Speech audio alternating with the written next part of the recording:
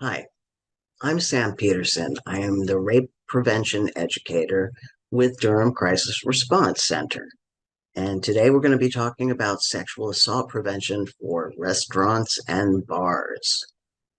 A lot of this material came from the website talesofthecocktail.org. So let us begin. Alcohol is the most available, most commonly used date rape drug in existence.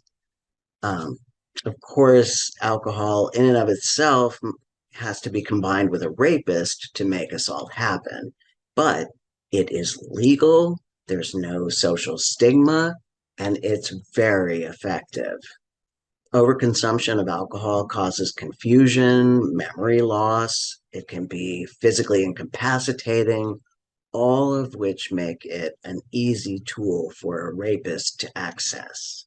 Because of how often people blame the victims of rape for having the gall to get drunk, it's worth repeating alcohol, while often a factor, does not cause rape.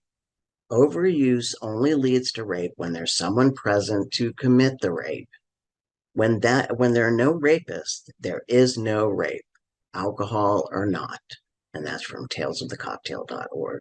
And while bars don't cause rape, they can provide rapists with one of the most commonly used tools of the trade and a venue to use it. No bars are immune. To put it bluntly, if you're reading this or hearing this and thinking, I'm glad this kind of thing doesn't happen in my bar, you're probably wrong. So it's best to prepare for a preventative. As I was putting this material together, I was struck by the fact that bartenders, wait staff, etc., are the stewards of the people in their care, and that responsibility can get really heavy when alcohol is in the mix. You can choose to be as engaged in this as you want, but you literally can make an enormous difference in the trajectory of someone's life. Most of rape and sexual violence prevention centers around women as victims and men as perpetrators. Statistically, more women do report as victims and more men are reported as perpetrators.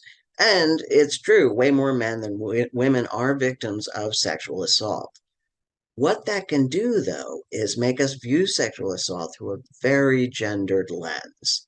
It encourages us to see things in a very heteronormative, binary way, where men are bad and women are victims. But if I'm going to tell you anything about assault prevention, you have to clear your head of any biases. Statistically, the LGBTQ population, for instance, has the highest incident of sexual violence perpetrated on them. So if you're training your eyes to only see disruptions between men and women, you're missing out on a whole bunch of people. There's sexual violence between women and women, men and men, and people who don't identify as either male or female. So if you're looking to help people and break up potential assault scenarios, you've got to keep your eyes open for interactions beyond male perpetrators and female victims. That creepy loner in the corner, keep an eye on him. That stunning, charismatic blonde woman over there, keep an eye on her too. There is no type. What is sexual assault? The term sexual assault refers to sexual contact or behavior that occurs without explicit consent of the victim. Some forms of sexual assault include attempted rape, fondling or unwanted sexual touching, forcing a victim to perform sexual acts such as oral sex or penetrating the perpetrator's body, penetrating of the victim's body, also known as rape. Let guests know you're there to help. This can be done both passively and actively. To passively communicate with guests, some places post signs in restrooms to let patrons know that they should report when another patron is making them feel unsafe or uncomfortable. There are several specific choices made in the language here. First, Guests are encouraged to report not only their own harassment, but also that of others. Some may worry about being intrusive, but we want people to know that their intrusion is more than welcome. It is a vital form of bystander intervention. That is a key strategy in addressing sexual violence at a societal level. Second, it is made clear that letting the bar know about troubling behavior isn't inconvenient for them. This bar wants to know if something is going on that might require its attention. Third, put a name on it. Having someone's name to reference makes it easier to ask for help.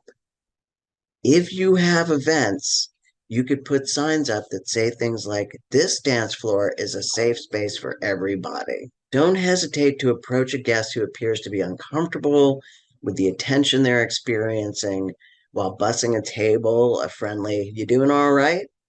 lets both the aggressor and the victim know that someone is paying attention. You may get a false negative, but we'll address this in a minute.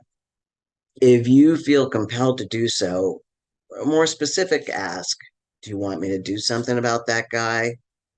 can really be a game changer and elicit a more truthful, positive response. If you see or hear something troubling, don't wait for an invitation to interject yourself into the situation. This can be hard and awkward, but be tough. A decent person may feel insulted, but they will probably understand why you intervened. Sometimes the need to intervene is clear. Is a patron attempting to leave with a semi conscious woman with whom they did not arrive? That's the kind of obvious trouble that warrants an intervention. Don't let them leave without at least trying to figure out what's going on. If you can even have the person who's trying to help to get them home verify that they know each other on social media, for example, it may feel invasive, but at worst, it's the lesser evil. So, in other words, check them out. Them out on the phone. Are they friends? Like, it is the lesser of all the evils. Sometimes, though, the situation is less clear. Some see harassment as inevitable and won't complain when it happens. Others might feel they're at risk of angering someone who's already being aggressive. Most old timers on either side of the bar know how to read things like posture, facial expressions, and tone in order to spot these situations. If you've been behind the bar for more than a shift or two, odds are that you've already identified someone trying and failing to politely deflect unwanted attention. Trust your gut. When intervening on the behalf of a guest who is being harassed, I haven't found anything more effective than a simple and direct, "Hey, I think they want to be left alone." The response might be, "They don't seem to have a problem with it." Then they'll turn back to their target and say something like, "I'm not bothering you, am I?" That's when you make it about you.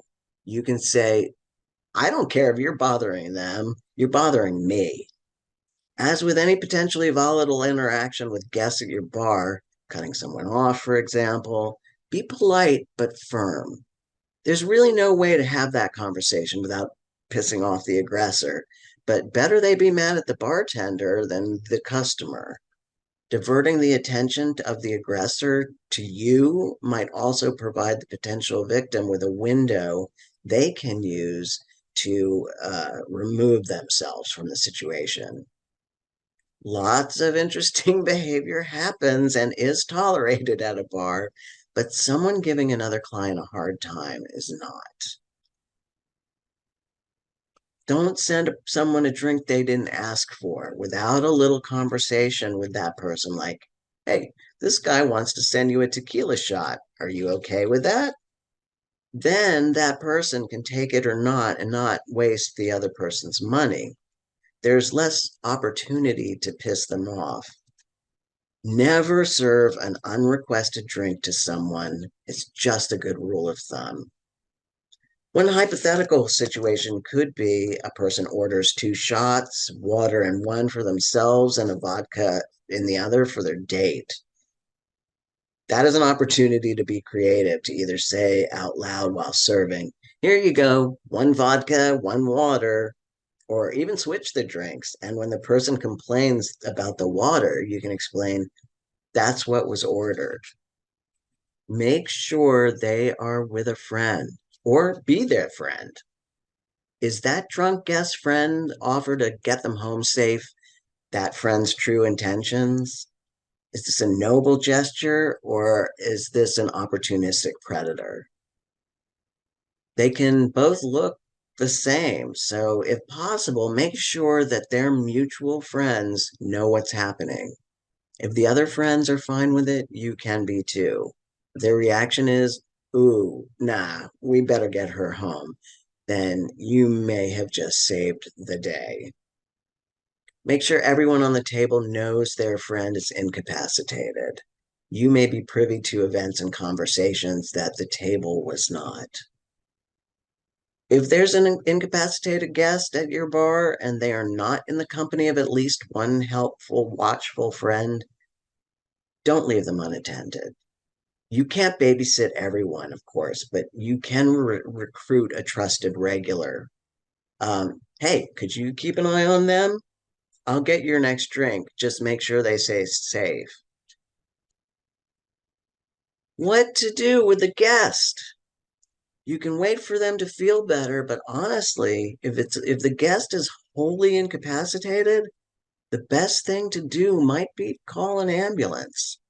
It may not occur to us as people who surround ourselves with booze and heavy drinkers, but if someone is completely unresponsive and doesn't have a friend to help take care of them, they could probably benefit from medical assistance. Also, if you suspect that they have been drugged, medical care may allow for prompt testing, which could provide evidence that can be later used in a criminal case. The impulse for both friends and staff might be to call an Uber or a cab. The problem with that is, what happens when they get home? They might end up in worse trouble, left alone outside. They are gift wrapped for predators. You're going to have to get creative and maybe even be more of a Samaritan than you would have liked and see that that person gets home or call their friends to come get them. Communicate with staff. If you have to intervene on behalf of a guest, you might feel be in danger. Tell the other bartenders, managers, or team members about it. You'd do the same thing if you ran out of ice, right? And there's a lot more at stake here. If you've interjected yourself into a situation, let the manager know, regardless of the outcome. If you've separated an incapacitated guest from an unwelcome suitor, tell the bouncer. As a bartender, you have a professional obligation to monitor these situations, but you can't do it alone. A potential aggressor may still try to put one over on the other staff members if given the opportunity. At the end of the day or night, there's no easy and fast way to make a space completely safe and free from predators. And a lot of times you may be too slammed to do or, just even see something. You may feel like it's not worth it to intervene or engage your manager or staff. Just do the best you can. It's so much better to do something than nothing. A little intervention can make a huge difference. The worst thing good people can do is nothing. Taking even a few basic steps to create a safer space lets people know that rape and other forms of harassment will not be tolerated, not just in your bar, but everywhere. As more people become aware that the rest of us care enough to do something, it adds up to real, meaningful change. And finally, you have probably heard of angel shots. This is a code between a customer and the bartender to let them know they are in an unsafe situation and they need help.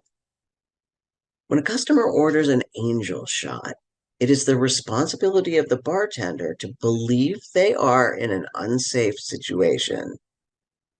The bartender should aid in getting a customer to safety. Some customers may be smiling and seem in good humor, or even appear to be joking to make the situation seem normal and not alarm the potential threat. If someone orders an angel shot, bartenders should take immediate action. And what does that look like? If someone orders an angel shot, a bartender may do any of the following: alert the authorities, order a ride for the requester, distract the person or a group of people away from the ordering customer, escort the customer to their vehicle. Some bars have variations of an angel shot, for instance, straight up or neat. The customer is requesting an escort to their car. On ice or on the rocks, the customer is asking the bartender to arrange for a taxi or ride share by a vehicle discreetly. With a twist, with lemon or with lime means the customer believes they're in immediate danger and requests that the police be called. If you're not, given specifics like this, then it's up to you how to handle it. Bring the person a non-alcoholic shot or drink. See if you can get them away from the offender. Alert staff and the authorities and or escort the client to their car. There's a lot more to bartending than just creating a fabulous cocktail or pouring the perfect lager. Even more than being a therapist, a best friend, or a babysitter. Sometimes you can make all the difference in the way someone's life will go, in a way that that person will be eternally grateful to you, or at least allow you to sleep in good conscience, knowing you did your utmost to prevent tragedy from befalling someone who was just at your bar, just trying to have a good time. Ultimately, there is no easy answer, a quick fix for sexual assault prevention in bars or restaurants. There's no easy answer, or anywhere for that matter. You may not be able to do any of these things on an exceptionally busy night, but the trick is to not let that stop you from intervening where you can. Taking even the most basic of steps can create a space where everyone feels a little safer, knowing that harassment and violence won't be tolerated at your place. When more people become aware of that, it activates more people to intervene. And that can add up to real, solid, meaningful change. Now, if you or someone you know has been the victim of sexual violence, please call the Durham Crisis Response Center or go to thedcrc.org. Our helpline is 919-403-6562. The Línea de Ayuda is 919-519-3735. Or nationally at RAINN, RAINN. Their national hotline for victims of abuse is 800-656-HOPE. Thank you for listening, and go out there and serve a great one.